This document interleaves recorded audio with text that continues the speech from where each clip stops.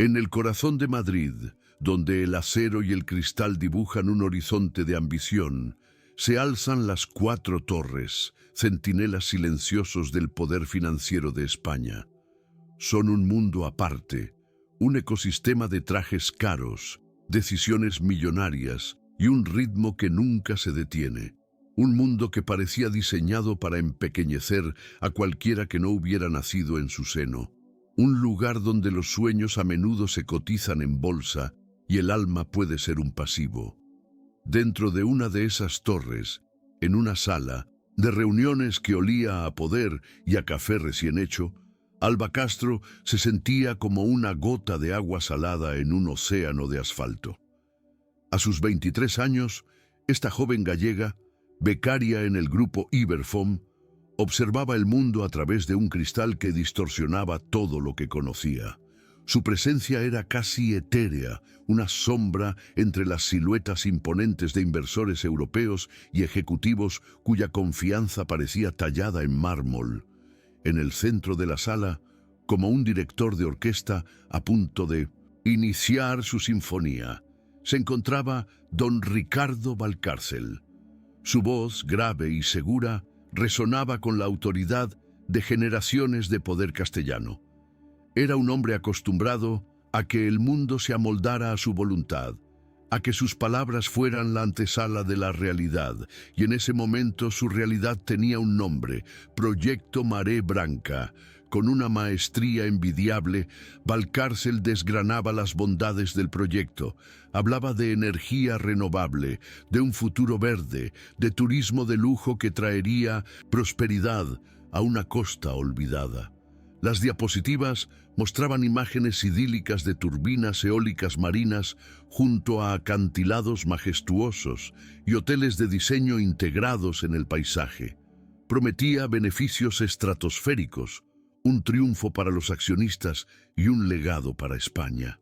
Los aplausos resonaron en la sala, un trueno contenido que sellaba el consenso.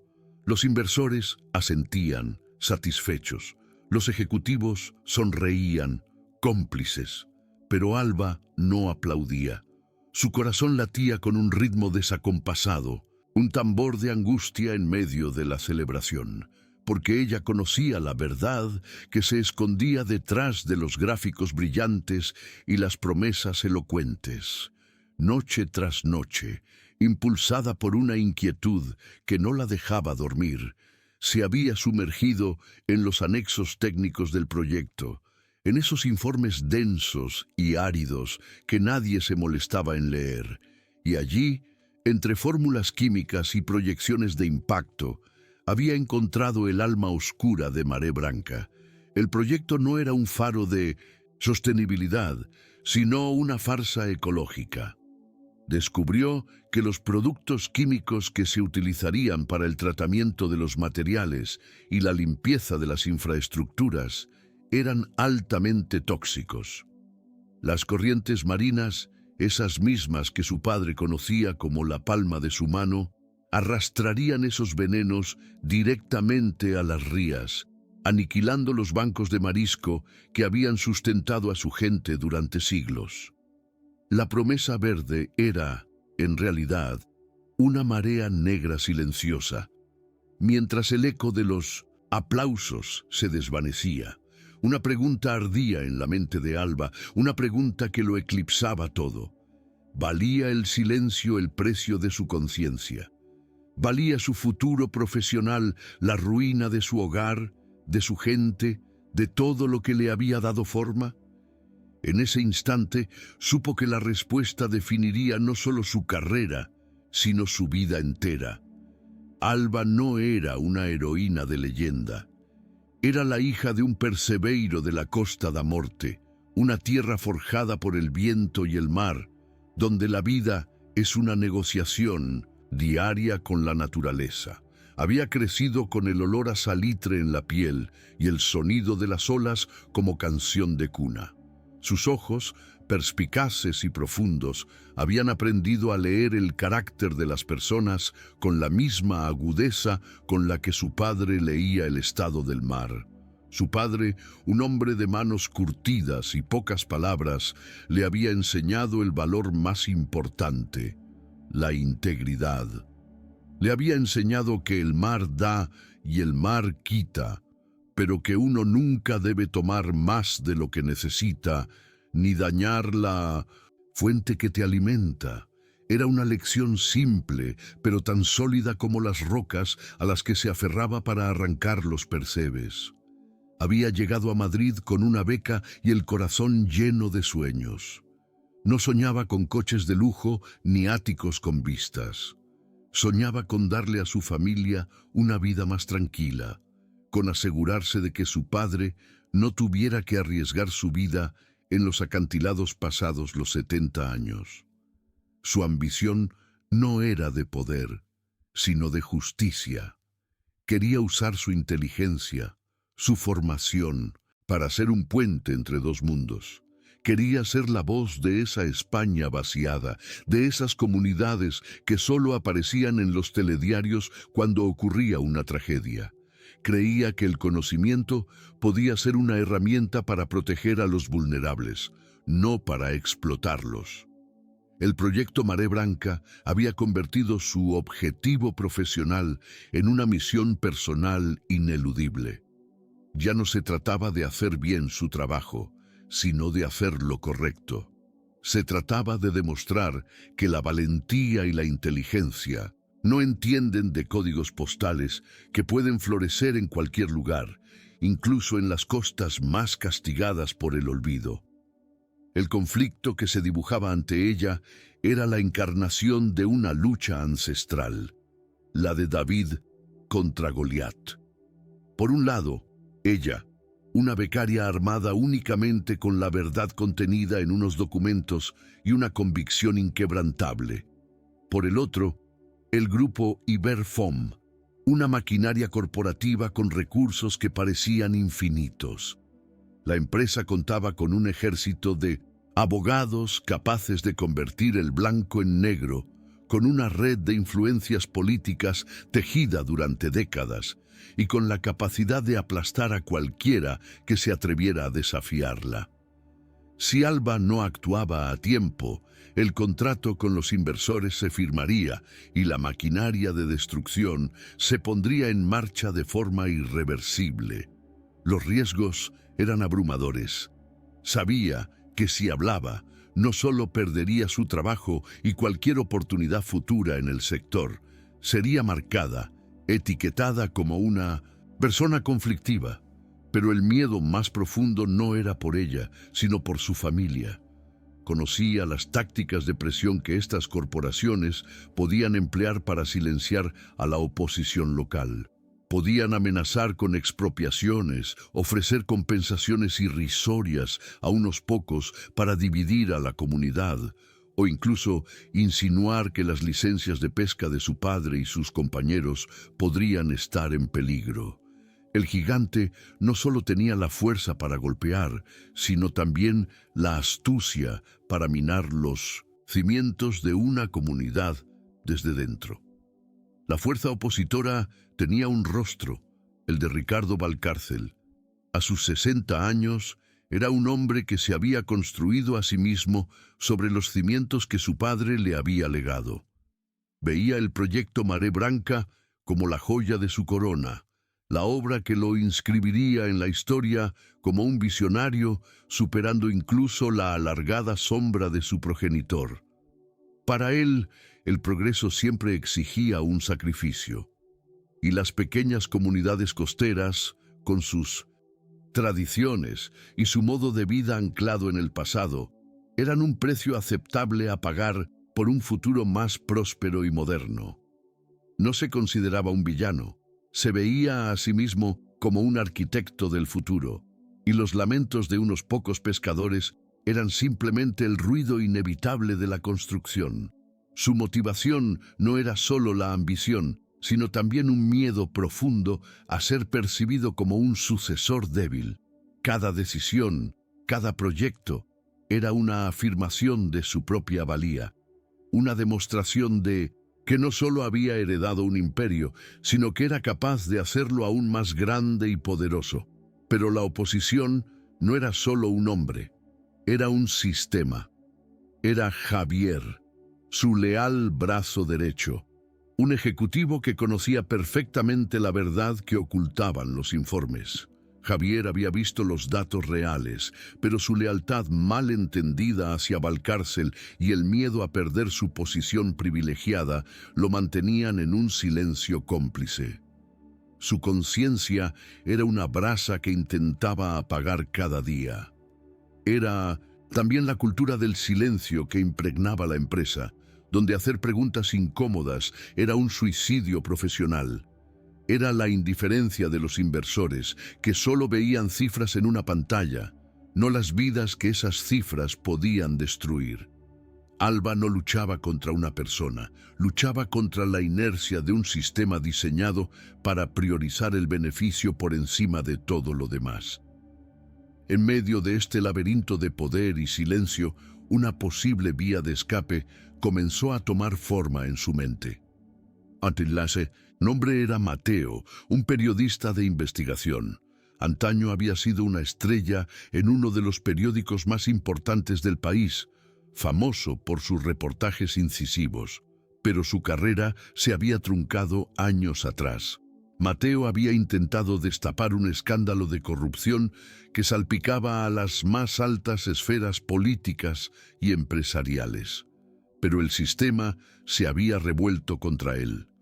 Lo desacreditaron, lo aislaron y finalmente lo empujaron a una salida discreta.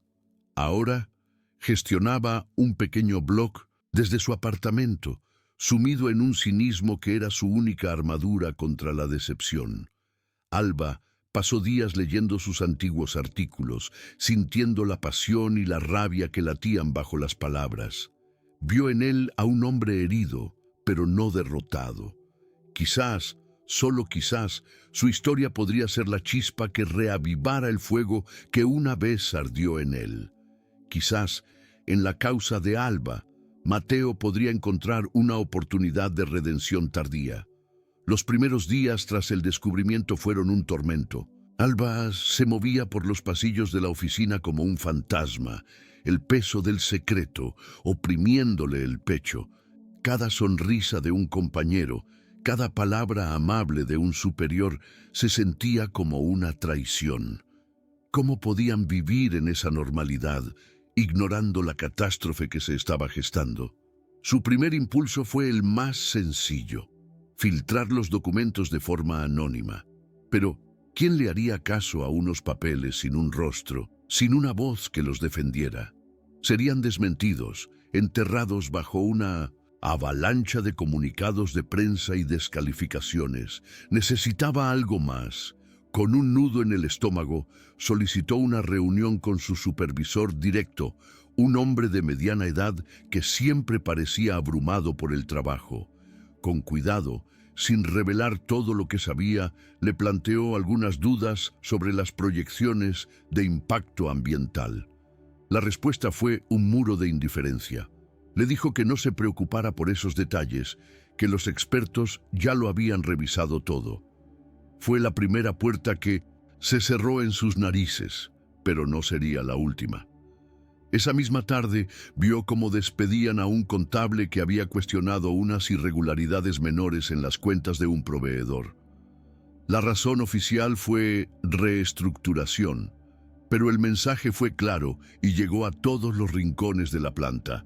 La disidencia no sería tolerada. El miedo comenzó a filtrarse por sus venas, un veneno frío y paralizante. Una noche, al salir tarde de la oficina, Javier, la mano derecha de Valcárcel, se cruzó con ella en 1901, el ascensor. No dijo nada comprometedor, pero su mirada fue suficiente. «Ten cuidado, chica», le dijo en voz baja. «Hay mareas que es mejor no intentar remontar». La advertencia velada confirmó sus peores temores. Fue entonces cuando decidió que no podía seguir sola.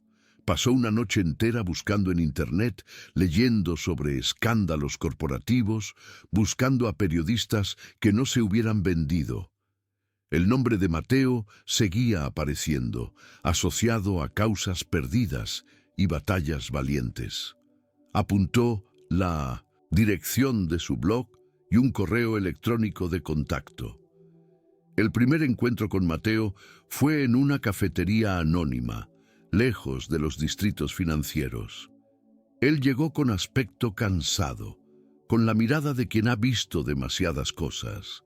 Escuchó a Alba con escepticismo, interrumpiéndola con preguntas cortantes, poniendo a prueba su historia y su determinación. ¿Sabes dónde te estás metiendo? Te van a devorar viva, le advirtió.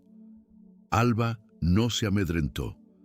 Con una calma que ni ella misma sabía que poseía, le entregó una copia de uno de los informes más comprometedores. No le pidió que la creyera, solo que lo leyera. Mateo hojeó los documentos y por primera vez su máscara de cinismo se resquebrajó. Vio en los ojos de aquella joven la misma llama que él había sentido años atrás. Ese fue el comienzo de una alianza improbable. Mateo, desde su pequeño apartamento, comenzó a mover sus viejos hilos, a contactar con fuentes que le debían favores, a buscar patrones en los negocios pasados de Iberfom. Alba, por su parte, se convirtió en una espía en territorio enemigo, moviéndose con una cautela extrema. La presión en la oficina aumentaba. Valcárcel, alertado quizás por la conversación de Javier o por su propia paranoia, ordenó una revisión de los protocolos de seguridad informática. El acceso a los documentos sensibles se restringió. Alba sentía que la red se estrechaba a su alrededor, que el tiempo se agotaba. Cada día era un ejercicio de autocontrol. Tenía que sonreír en las reuniones, asentir a las directrices, mientras por dentro libraba una guerra silenciosa. Aprendió a usar memorias USB encriptadas, a comunicarse con Mateo a través de canales seguros, a borrar cada rastro de su investigación. La becaria asustada estaba desapareciendo y en su lugar emergía una estratega. Una noche, mientras hablaba por teléfono con su padre, estuvo a punto de derrumbarse. Él, con su sabiduría ancestral, notó la tensión en su voz. No le preguntó qué pasaba, no la presionó. Simplemente le dijo: Alba, recuerda lo que te enseñé en las rocas. Pisa siempre firme, confía en tu instinto y nunca, nunca le des la espalda al mar. Él siempre te dirá la verdad. Esas palabras fueron el ancla que necesitaba. Le recordaron por qué estaba luchando. No era por una abstracción llamada justicia, sino por el olor del mar, por las manos de su padre, por el futuro de los niños que jugaban en la misma playa donde ella había crecido. Su resolución se endureció como el granito de su tierra. Junto a Mateo comenzaron a trazar un plan. No bastaba con filtrar los documentos. Necesitaban una historia, un rostro humano que conectara con la gente. Mateo le sugirió que grabara testimonios de los pescadores de su aldea, que fueran ellos quienes contaran lo que estaba en juego. Alba viajó a Galicia un fin de semana con la excusa de una visita familiar. Reunió a su padre y a sus compañeros en la lonja. Al principio se mostraron recelosos. Habían visto demasiadas promesas rotas, demasiados políticos que solo aparecían para la foto. Pero cuando Alba les habló con el corazón, cuando les mostró las pruebas, el recelo se transformó en indignación. Con un pequeño equipo que Mateo había conseguido a través de un antiguo contacto, grabaron sus historias. Hablaron de sus abuelos, de la ría que era su despensa y su vida, del miedo a dejar un desierto salado a sus hijos. El testimonio más poderoso fue el de su propio padre. No levantó la voz, no usó palabras grandilocuentes. Simplemente miró a la cámara y dijo: «Nosotros no somos dueños del mar, somos sus guardianes, y a un guardián no se le puede comprar». De vuelta en Madrid, Alba sentía que cada paso que daba en la oficina de Iberfom era sobre un campo de minas. Javier la evitaba. Su mirada era una mezcla de culpa y miedo. Ella sabía que él era la pieza clave. Si lograba que él hablara, el castillo de naipes de Valcárcel se derrumbaría. Intentó acercarse a él en la cafetería de la empresa. Le habló de Galicia, de la belleza de sus costas. Le preguntó si tenía hijos, si alguna vez había pensado en el legado que les dejaría. Javier la cortó bruscamente, visiblemente incómodo. «No sé de qué me hablas, yo solo hago mi trabajo», dijo antes de marcharse a toda prisa. Pero Alba vio una grieta en su armadura. Mientras tanto, Mateo había descubierto algo crucial. Valcárcel había utilizado una empresa fantasma en un paraíso fiscal para comprar los terrenos adyacentes al proyecto a un precio irrisorio, meses antes del anuncio oficial. Planeaba revenderlos al propio grupo Iberfoem a un precio inflado una vez que el proyecto fuera aprobado. No solo era un desastre ecológico, sino también un caso de corrupción y uso de información privilegiada. Era la prueba que necesitaban, la chispa que podía incendiar una mentira construida con tanto esmero. El descubrimiento les dio una nueva fuerza, pero también aumentó el peligro. Ahora no solo se enfrentaban a un fraude medioambiental, sino a un delito que podía llevar a Valcárcel a la cárcel, y un hombre acorralado es el animal más peligroso. Historias como esta nos recuerdan la fuerza que reside en nosotros, incluso cuando no la vemos. Si este mensaje resuena contigo y crees que puede inspirar a otros, te invitamos a suscribirte al canal para ayudarnos a continuar sembrando esperanza. Con todas las piezas sobre la mesa, el tablero de juego quedó claro. La próxima Asamblea General de Accionistas era en 2 semanas. Sería el escenario perfecto, el momento de máxima exposición. Valcárcel daría un discurso triunfal para celebrar la inminente firma de los contratos. Ese sería el momento en que su mundo se vendría abajo. El plan era arriesgado, casi una locura. Necesitaban infiltrar el vídeo con los testimonios de los pescadores en la presentación oficial, y para ello necesitaban ayuda desde dentro. Todas las miradas se volvieron hacia Javier. Él era el único, además de Valcárcel, que tenía acceso a la sala de control y a los archivos de la presentación. Alba sabía que solo tenía una oportunidad para convencerlo. Lo esperó a la salida del trabajo, lejos de las cámaras de seguridad. No lo amenazó ni lo acusó. Apeló a lo único que le quedaba, su conciencia. Le entregó una pequeña fotografía de la ría de su pueblo, con los barcos de pesca meciéndose en el agua. «Esto es lo que está en juego», le dijo con voz firme, pero serena. «No te pido que seas un héroe. No te pido que te enfrentes a él. Solo te pido que esta noche, cuando mires a tus hijos, pienses en qué mundo les quieres dejar. Y si decides hacer lo correcto, deja la puerta de la sala de control sin la última clave de seguridad. Solo eso». Se dio la vuelta y se fue, dejándolo solo con la fotografía y sus demonios. Los días previos a la asamblea fueron de una tensión insoportable. Alba y Mateo no sabían si Javier colaboraría. Tenían que preparar un plan B, pero las alternativas eran débiles. La noche anterior, Mateo recibió un mensaje encriptado con una sola palabra: abierta. El corazón de Alba dio un vuelco. Javier había tomado su decisión. El día de la asamblea, el salón de actos del hotel más lujoso de Madrid era un hervidero de poder. Periodistas, inversores, políticos, todos estaban allí para presenciar la coronación de Ricardo Valcárcel. Él se movía entre los invitados con la confianza de un emperador, repartiendo sonrisas y apretones de manos. Alba había conseguido acreditarse como asistente de un pequeño accionista, gracias a la ayuda de Mateo. Se sentó en una de las Últimas filas, intentando controlar el temblor de sus manos. Mateo estaba en una furgoneta aparcada cerca, monitorizando las comunicaciones y listo para subir el vídeo a la red en el momento preciso. Valcárcel subió al estrado entre una ovación. Comenzó su discurso, su voz llenando la sala. Habló de visión, de futuro, de progreso.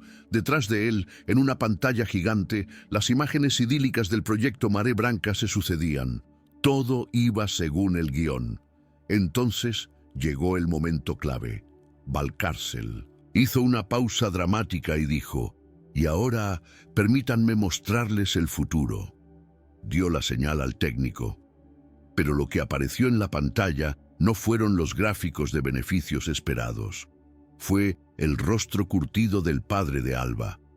Un silencio desconcertado se extendió por la sala. La voz del Perseveiro, tranquila y firme, llenó el espacio. Habló del mar, de su vida, de su legado. Luego aparecieron otros pescadores, otras voces, otras historias. Y después, los documentos, los datos de los vertidos tóxicos, el esquema de la empresa fantasma de Valcárcel. El rostro de Ricardo Valcárcel pasó de la confusión a la furia y luego al pánico. Gritó al técnico, ordenando que cortaran la proyección. Pero era tarde. El vídeo ya estaba en internet, replicándose a una velocidad vertiginosa. El escándalo había estallado. Intentó recuperar el control, balbuceando que se trataba de un sabotaje, de una campaña de desprestigio. Pero entonces ocurrió algo que nadie esperaba. Javier, que había permanecido inmóvil a un lado del escenario, se adelantó y tomó un micrófono. Con la voz temblorosa pero clara, dijo: «Todo lo que han visto es verdad». El murmullo de la sala se convirtió en un silencio sepulcral. Javier, en un acto de redención final, confirmó cada una de las acusaciones, entregando un dossier con las pruebas originales a los periodistas de la primera fila. Ese fue el golpe de gracia. El caos que siguió fue inmediato y cataclísmico. Los teléfonos móviles se encendieron. Los periodistas corrían para transmitir la noticia. Los inversores se increpaban unos a otros. Las acciones de Iberfom se desplomaron en cuestión de minutos. Ricardo Valcárcel fue escoltado fuera de la sala por la seguridad del hotel, su rostro una máscara de incredulidad y derrota. Lejos del ruido y la furia, Alba salió discretamente del hotel. Caminó sin rumbo por las calles de Madrid, sintiendo por primera vez en meses que podía respirar hondo. Se sentó en un banco y sacó su teléfono. Marcó el número de su padre. Cuando él respondió, ella solo pudo decir una cosa: «Lo conseguimos, papá». Al otro lado de la línea, solo escuchó el sonido del viento y un sollozo contenido de orgullo. Los días siguientes fueron un torbellino. La historia de la becaria que había derribado a un gigante corporativo estaba en todos los medios. Mateo publicó el reportaje de su vida, recuperando el prestigio y el respeto que le habían arrebatado. Su blog se convirtió en un referente del periodismo de investigación. Javier tuvo que enfrentarse a las consecuencias legales de su complicidad inicial, pero su confesión pública le sirvió de atenuante. Al colaborar con la justicia, en el corazón de Madrid, donde el acero y el cristal dibujan un horizonte de ambición, se alzan las 4 torres, centinelas silenciosos del poder financiero de España. Son un mundo aparte, un ecosistema de trajes caros, decisiones millonarias y un ritmo que nunca se detiene. Un mundo que parecía diseñado para empequeñecer a cualquiera que no hubiera nacido en su seno, un lugar donde los sueños a menudo se cotizan en bolsa y el alma puede ser un pasivo. Dentro de una de esas torres, en una sala de reuniones que olía a poder y a café recién hecho, Alba Castro se sentía como una gota de agua salada en un océano de asfalto. A sus 23 años, esta joven gallega, becaria en el grupo Iberfom, Observaba el mundo a través de un cristal que distorsionaba todo lo que conocía.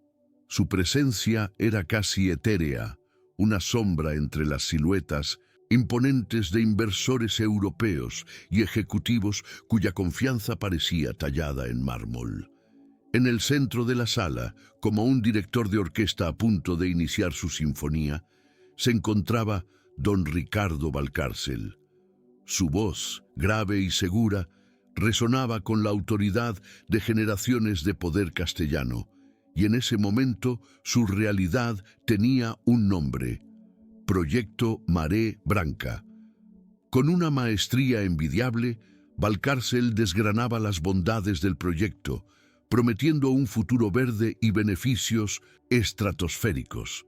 Los aplausos resonaron en la sala, un trueno contenido que sellaba el consenso. Pero Alba no aplaudía.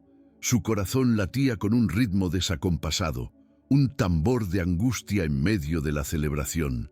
Ella conocía la verdad que se escondía detrás de los gráficos brillantes y las promesas elocuentes. Noche tras noche, impulsada por una inquietud que no la dejaba dormir, se había sumergido en los anexos técnicos del proyecto, en esos informes densos y áridos que nadie se molestaba en leer.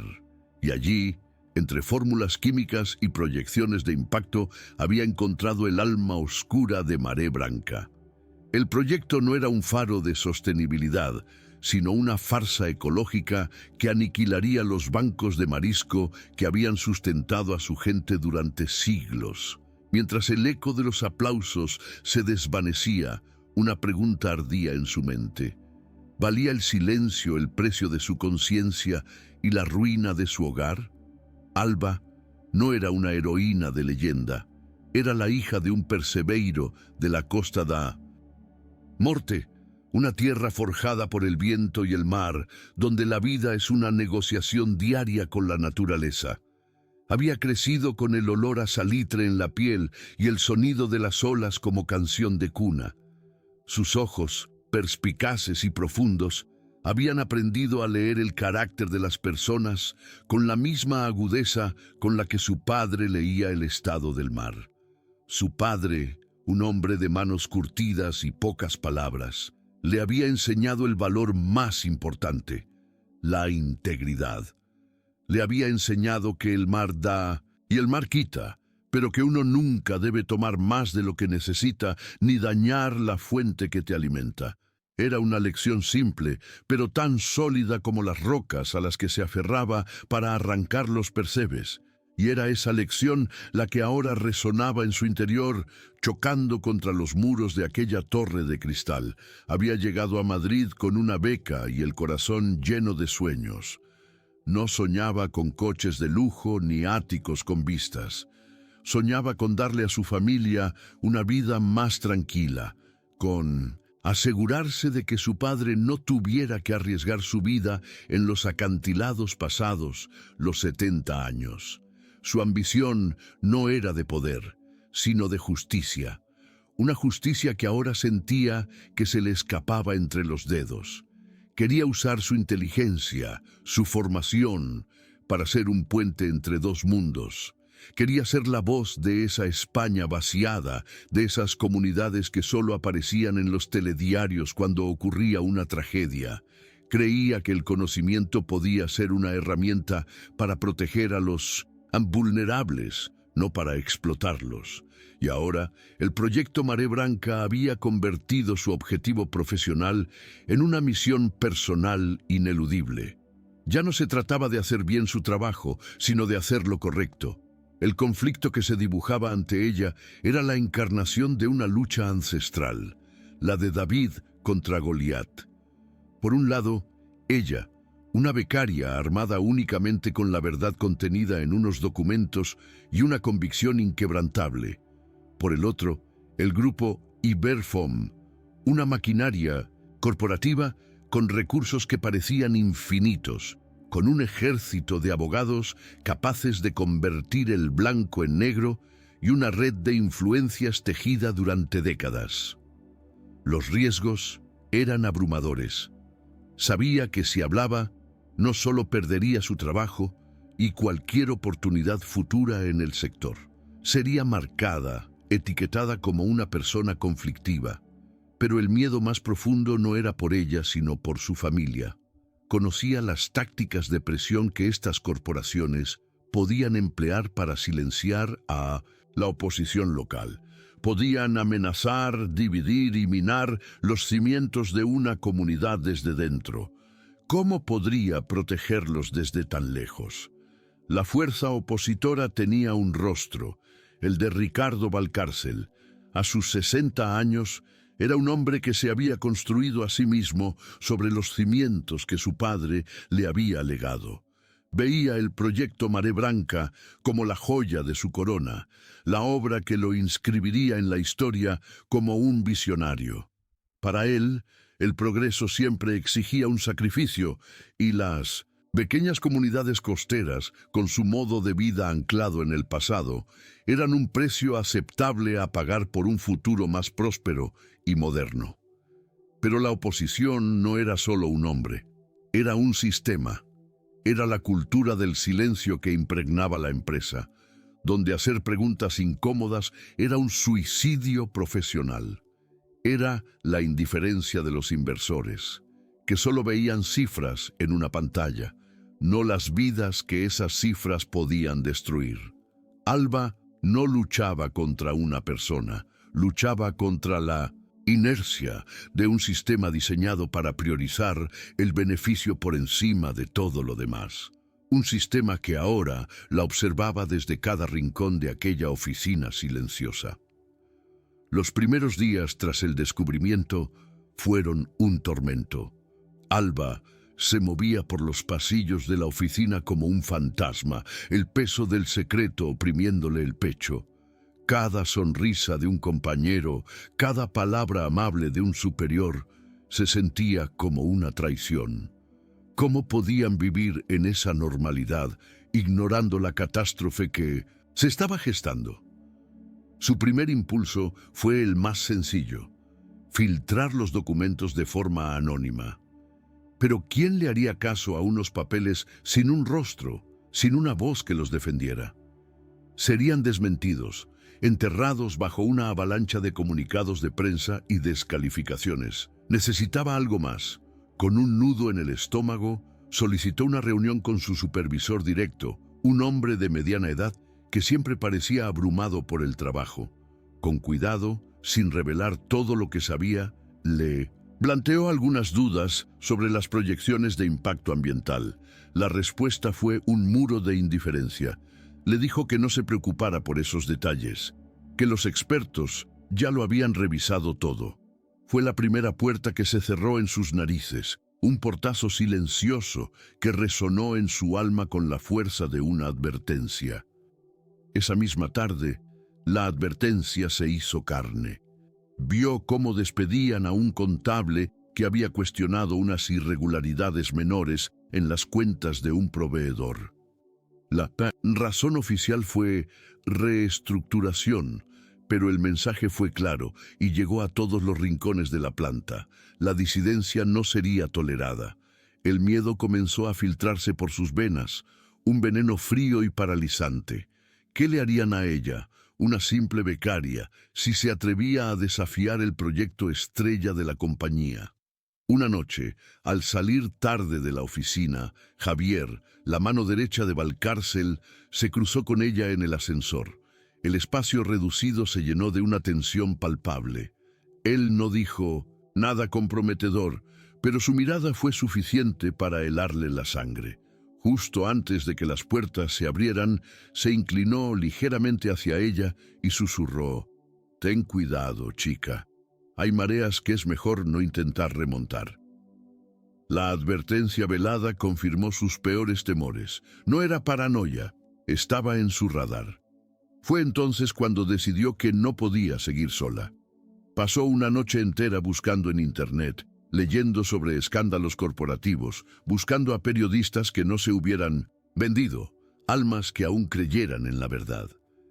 El nombre de Mateo seguía apareciendo, asociado a causas perdidas y batallas valientes. Apuntó la dirección de su blog y un correo electrónico de contacto. Escribirle fue un acto de fe, un salto al vacío sin saber si habría alguien para recibirla. El primer encuentro con Mateo fue en una cafetería anónima, lejos de los distritos financieros. Él llegó con aspecto cansado, con la mirada de quien ha visto demasiadas cosas y ha perdido la fe en la mayoría de ellas. Escuchó a Alba con un escepticismo casi ofensivo, interrumpiéndola con preguntas cortantes, poniendo a prueba su historia y su determinación.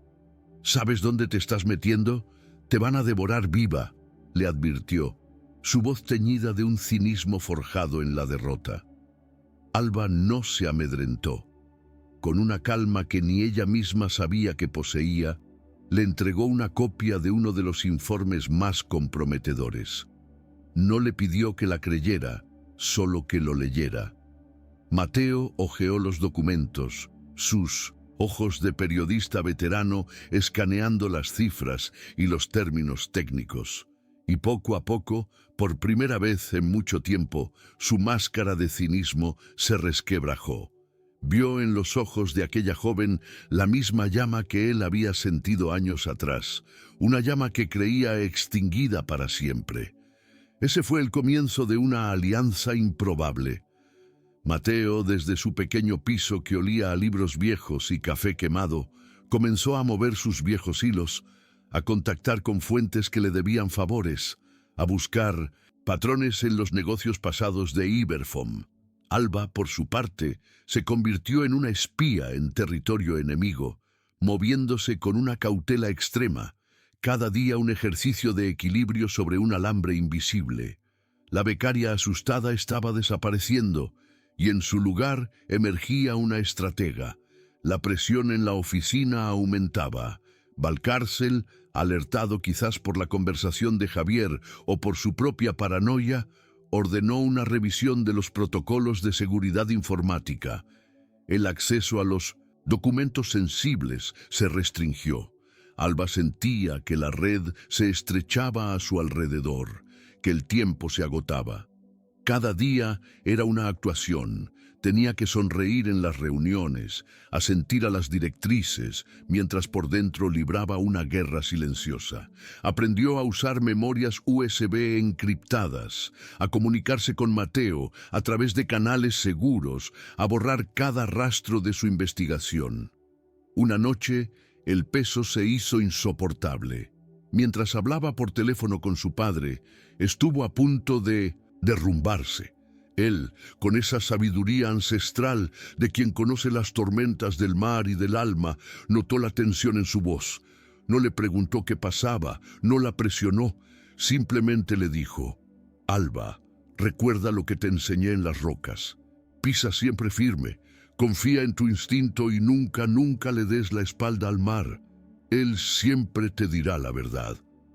Esas palabras fueron el ancla que necesitaba. Le recordaron por qué estaba luchando. No era por una abstracción llamada justicia, sino por el olor del mar, por las manos de su padre, por el futuro de los niños que jugaban en la misma playa donde ella había crecido. Su resolución se endureció como el granito de su tierra. Colgó el teléfono con una nueva claridad, con la certeza de que el miedo era un lujo que ya no podía permitirse. Historias como esta nos recuerdan la fuerza que reside en nosotros, incluso cuando no la vemos. Si este mensaje resuena contigo y crees que puede inspirar a otros, te invitamos a suscribirte al canal para ayudarnos a continuar sembrando esperanza. Junto a Mateo, comenzaron a trazar un plan más audaz. No bastaba con filtrar los documentos a la prensa. Necesitaban una historia, un rostro humano que conectara con la gente, que hiciera que la tragedia abstracta de un ecosistema se sintiera en los corazones de todo el país. Mateo le sugirió que grabara testimonios de los pescadores de su aldea, que fueran ellos quienes contaran, con sus propias palabras, lo que estaba en juego. Alba viajó a Galicia un fin de semana con la excusa de una visita familiar. Reunió a su padre y a sus compañeros en la lonja, el aire cargado de olor a sal y a desconfianza. Al principio se mostraron recelosos. Habían visto demasiadas promesas rotas, demasiados políticos que solo aparecían para la foto. Pero cuando Alba les habló con el corazón, cuando les mostró las pruebas, el recelo se transformó en una indignación sorda y profunda. Con un pequeño equipo que Mateo había conseguido a través de un antiguo contacto, grabaron sus historias. Hablaron de sus abuelos, de la ría que era su despensa y su vida, del miedo a dejar un desierto salado a sus hijos. El testimonio más poderoso fue el de su propio padre. No levantó la voz, no usó palabras grandilocuentes. Simplemente miró a la cámara, sus ojos reflejando el océano, y dijo: «Nosotros no somos dueños del mar, somos sus guardianes, y a un guardián no se le puede comprar». De vuelta en Madrid, Alba sentía que cada paso que daba en la oficina de Iberfom era sobre un campo de minas. Javier la evitaba, y cuando sus miradas se cruzaban, ella veía en sus ojos una mezcla de culpa y miedo. Ella sabía que él era la pieza clave. Si lograba que él hablara, el castillo de naipes de Valcárcel se derrumbaría. Era el eslabón débil, el hombre cuya conciencia aún no estaba completamente muerta. Intentó acercarse a él en la cafetería de la empresa. Le habló de Galicia, de la belleza de sus costas, de cómo el aire allí olía diferente. Le preguntó si tenía hijos, si alguna vez había pensado en el legado que les dejaría, más allá del dinero y la posición. Javier la cortó bruscamente, visiblemente incómodo. «No sé de qué me hablas. Yo solo hago mi trabajo», dijo antes de marcharse a toda prisa. Pero Alba vio una grieta en su armadura. Había tocado una fibra sensible. Mientras tanto, Mateo había descubierto algo crucial. Valcárcel había utilizado una empresa fantasma en un paraíso fiscal para comprar los terrenos adyacentes al proyecto a un precio irrisorio, meses antes del anuncio oficial. Planeaba revenderlos al propio grupo Iberfom a un precio inflado una vez que el proyecto fuera aprobado. No solo era un desastre ecológico, sino también un caso de corrupción y uso de información privilegiada. Era la prueba que necesitaban, la chispa que podía incendiar una mentira construida con tanto esmero. El descubrimiento les dio una nueva fuerza, pero también aumentó el peligro de manera exponencial. Ahora, no solo se enfrentaban a un fraude medioambiental, sino a un delito que podía llevar a Valcárcel a la cárcel. Y un hombre acorralado es el animal más peligroso. La batalla ya no era solo por una ría, era por la verdad en su forma más pura y peligrosa. Con todas las piezas sobre la mesa, el tablero de juego quedó claro. La próxima Asamblea General de Accionistas era en 2 semanas. Sería el escenario perfecto, el momento de máxima exposición. Valcárcel daría un discurso triunfal para celebrar la inminente firma de los contratos. Ese sería el momento en que su mundo, construido sobre mentiras, se vendría abajo. El plan era arriesgado, casi una locura. Necesitaban infiltrar el vídeo con los testimonios de los pescadores y las pruebas de la corrupción en la presentación oficial. Y para ello necesitaban ayuda desde dentro. Todas las miradas se volvieron hacia Javier. Él era el único, además de Valcárcel, que tenía acceso a la sala de control y a los archivos de la presentación. La redención de un hombre asustado era ahora la única esperanza de toda una comunidad. Alba sabía que solo tenía una oportunidad para convencerlo. Lo esperó a la salida del trabajo, lejos de las cámaras de seguridad. No lo amenazó ni lo acusó. Apeló a lo único que le quedaba, su conciencia. Le entregó una pequeña fotografía de la ría de su pueblo, con los barcos de pesca meciéndose en el agua al atardecer. «Esto es lo que está en juego», le dijo con voz firme pero serena. No te pido que seas un héroe, no te pido que te enfrentes a él, solo te pido que esta noche, cuando mires a tus hijos, pienses en qué mundo les quieres dejar, y si decides hacer lo correcto, deja la puerta de la sala de control sin la última clave de seguridad. Solo eso. Se dio la vuelta y se fue, dejándolo solo con la fotografía en la mano y sus demonios danzando en la penumbra de la calle. Los días previos a la asamblea fueron de una tensión insoportable. Alba y Mateo no sabían si Javier colaboraría. Tenían que preparar un plan B, pero las alternativas eran débiles, casi desesperadas. La noche anterior, Mateo recibió un mensaje encriptado en su ordenador. Contenía una sola palabra: abierta. El corazón de Alba dio un vuelco, una mezcla de terror y alivio. Javier había tomado su decisión. El destino de Marea Branca estaba sellado. El día de la asamblea, el salón de actos del hotel más lujoso de Madrid era un hervidero de poder. Periodistas, inversores, políticos, todos estaban allí para presenciar la coronación de Ricardo Valcárcel. Él se movía entre los invitados con la confianza de un emperador, repartiendo sonrisas y apretones de manos, ajeno a la tormenta que estaba a punto de desatarse. Alba había conseguido acreditarse como asistente de un pequeño accionista, gracias a la ayuda de Mateo. Se sentó en una de las últimas filas, un punto anónimo en un mar de trajes oscuros, intentando controlar el temblor de sus manos. Mateo estaba en una furgoneta aparcada cerca, monitorizando las comunicaciones y listo para subir el vídeo a la red en el momento preciso.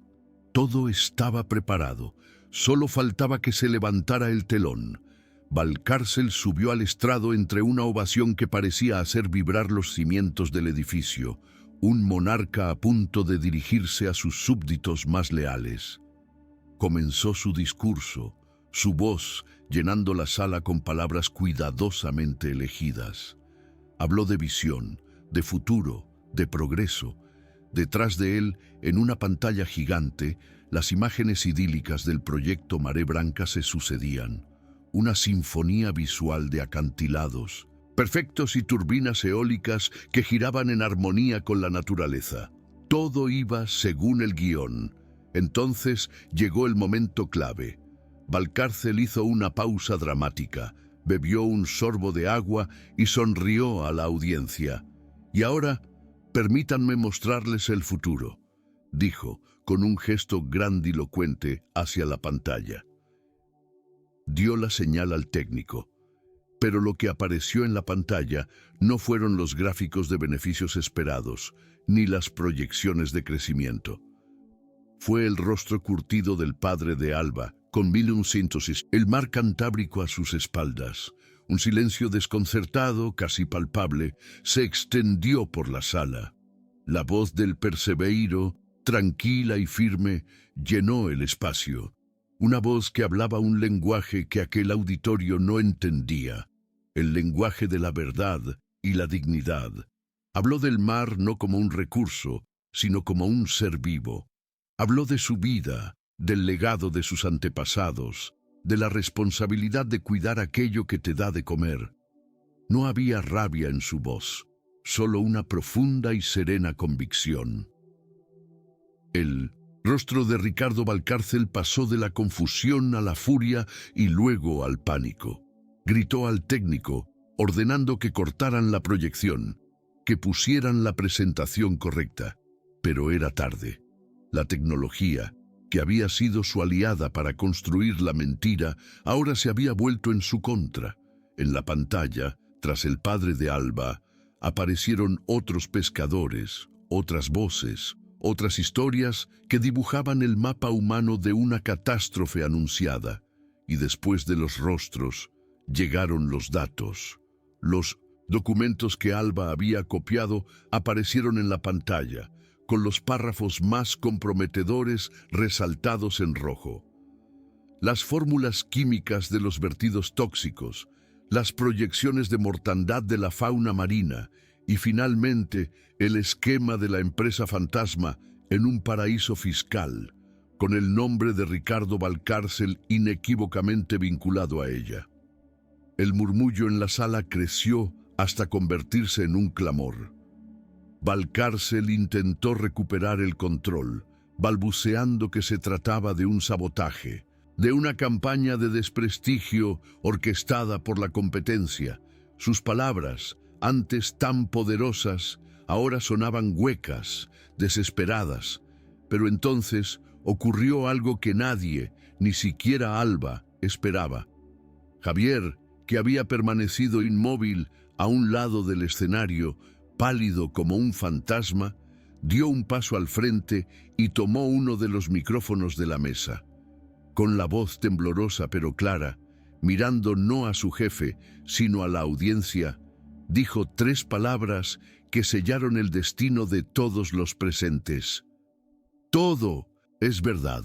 El clamor de la sala se convirtió en un silencio sepulcral, un silencio mucho más pesado y acusador que cualquier grito. Javier, en un acto de redención final, confirmó cada una de las acusaciones y de su maletín sacó un dossier con las pruebas originales, entregándolo a los periodistas de la primera fila. Ese fue el golpe de gracia. El caos que siguió fue inmediato y cataclísmico. Los flashes de las cámaras estallaron como relámpagos en una tormenta. Los teléfonos móviles se encendieron. Los periodistas corrían para transmitir la noticia del siglo. Los inversores se increpaban unos a otros, buscando culpables. Las acciones de Iberfom, monitorizadas en las pantallas de los móviles, se desplomaron en cuestión de minutos, una caída libre que arrastraba consigo un imperio. En medio de la confusión, Ricardo Valcárcel fue escoltado fuera de la sala por la seguridad del hotel, su rostro una máscara de incredulidad y derrota. Ya no era el emperador, sino un hombre desnudo ante el mundo, despojado de su poder y su prestigio en el mismo escenario que había elegido para su coronación. El gigante había caído, no por la fuerza de otro gigante, sino por el coraje de una joven y la conciencia recuperada de un hombre asustado. Lejos del ruido y la furia, Alba se deslizó discretamente fuera del hotel. No sentía euforia ni sed de venganza. Solo sentía una inmensa y agotadora paz. Caminó sin rumbo por las calles de Madrid, sintiendo por primera vez en meses que podía respirar hondo, que el aire llenaba por completo sus pulmones. Se sentó en un banco, bajo la sombra de un árbol, y sacó su teléfono. Marcó el número de su padre. Cuando él respondió, ella solo pudo decir una cosa entre lágrimas silenciosas. «Lo conseguimos, papá». Al otro lado de la línea, solo escuchó el sonido del viento y un sollozo contenido de orgullo. Los días siguientes fueron un torbellino. La historia de la becaria que había derribado a un gigante corporativo estaba en todos los medios de comunicación. Mateo publicó el reportaje de su vida, recuperando el prestigio y el respeto que el sistema le había arrebatado años atrás. Su pequeño blog se convirtió en un referente del periodismo de investigación, un faro para aquellos que aún creían que la verdad importaba. Javier tuvo que enfrentarse a las consecuencias legales de su complicidad inicial, pero su confesión pública y su colaboración con la justicia le sirvieron de atenuante. Perdió su trabajo y su posición, pero en el 1960 proceso encontró algo mucho más valioso: el respeto de sus hijos y la paz con su propia conciencia. A veces, perderlo todo es la única manera de recuperarse a uno mismo. El proyecto Maré Branca fue cancelado de forma inmediata. El escándalo forzó una reestructuración completa del grupo Iberfom. El hijo de Valcárcel, un hombre con una visión muy diferente a la de su padre, asumió el control, prometiendo una nueva era de transparencia y responsabilidad social. Su primera decisión fue viajar a Milotos, Galicia, no para imponer, sino para escuchar. Una de las primeras llamadas que hizo el nuevo director fue a Alba. Le ofreció un puesto de alta dirección en la nueva estructura de la empresa, un cargo desde el que podría supervisar las políticas de sostenibilidad. Era el sueño de cualquier joven profesional, un sueldo astronómico, poder, reconocimiento. Era todo aquello por lo que la gente luchaba en las Torres de Cristal de Madrid. Pero Alba, con una sonrisa serena, rechazó la oferta. Había aprendido que su lugar no estaba en esas torres. Su lucha no había sido por un puesto, sino por un principio.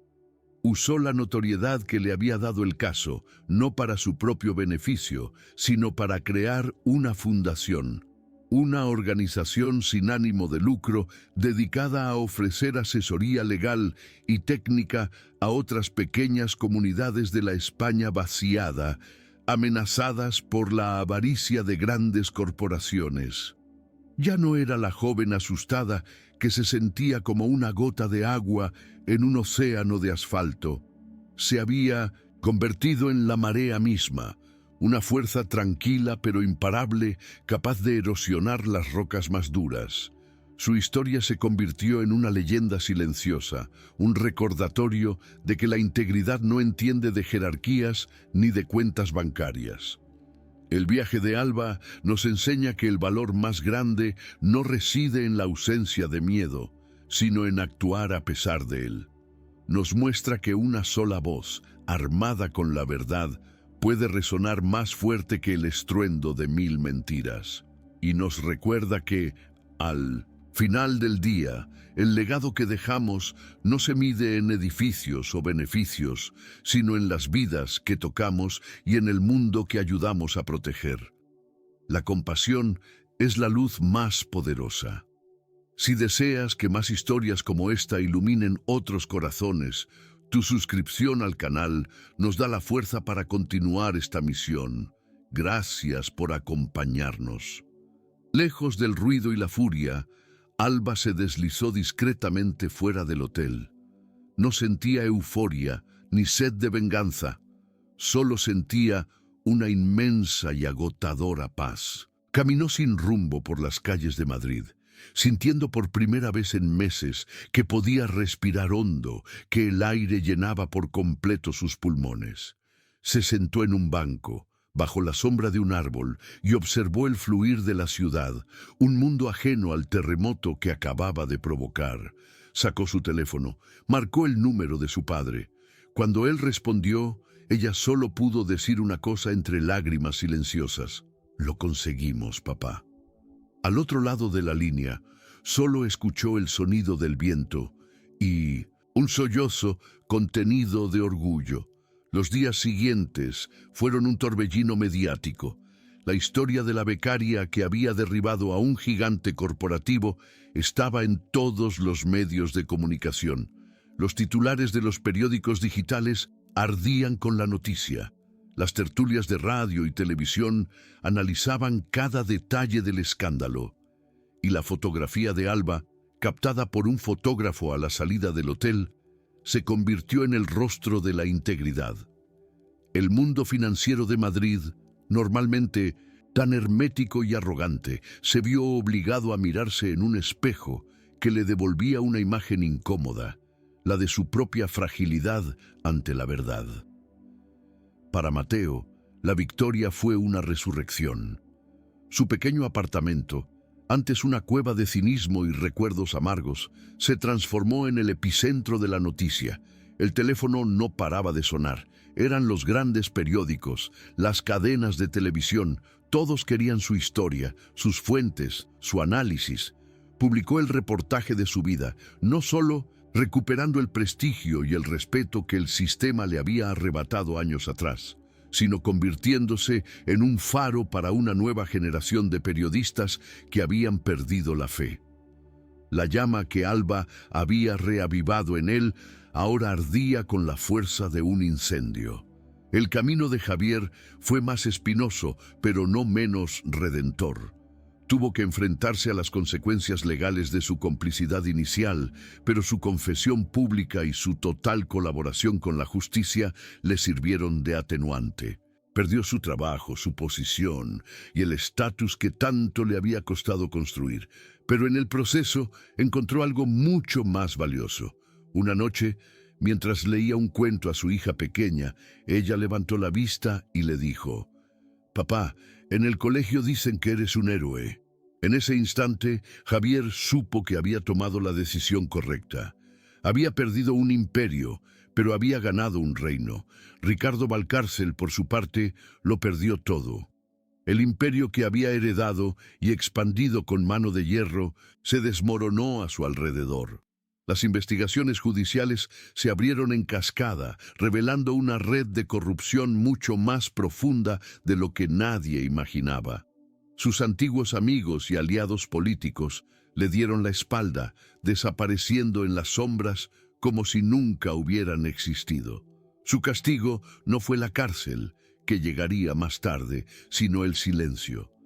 El silencio de un teléfono que ya no sonaba, el vacío de una agenda sin reuniones, la soledad de un hombre que se había definido por su poder y que ahora no era nada. El grupo Iberfom, sin embargo, no se desvaneció. Un organismo de ese tamaño es como un gran transatlántico. No se hunde fácilmente, solo cambia de capitán y de rumbo. El escándalo forzó una reestructuración completa. El Consejo de Administración, en un intento desesperado por salvar la compañía, nombró como nuevo director al hijo de Valcárcel, un hombre de 40 años con una visión muy diferente a la de su padre, educado en el extranjero y con una reputación de integridad. Su primera decisión fue viajar a Galicia, no para imponer, sino para escuchar. La noticia de la cancelación del proyecto Maré Branca llegó a la Costa da Morte como una marea de alivio.